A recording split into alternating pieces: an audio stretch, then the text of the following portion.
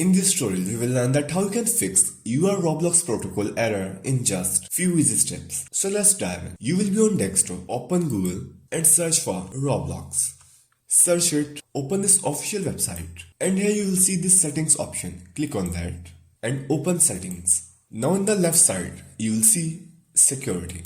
Click on that and scroll down. Then you will see here where you have logged in. You have to click on log out for all sessions. Click on that and log out. Now you only logged in this device that we are using. So this was our first step. To apply second step, open new tab and click on these three dots and open settings. Here you have to search cache. Open it. Then you have to select this cache image and files and click on clear data.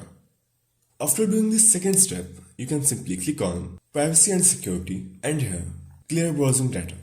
Advanced, select this browsing history, download history, cookies and other site data, cached image and files, and hosted app data. Click on clear data and try to open your Roblox account again and see your URL Roblox Protocol error is solved or not. So that's how you can fix Roblox Protocol error in just few easy steps. This may be the last time you watching this channel, so please make sure to subscribe for more tutorials in future.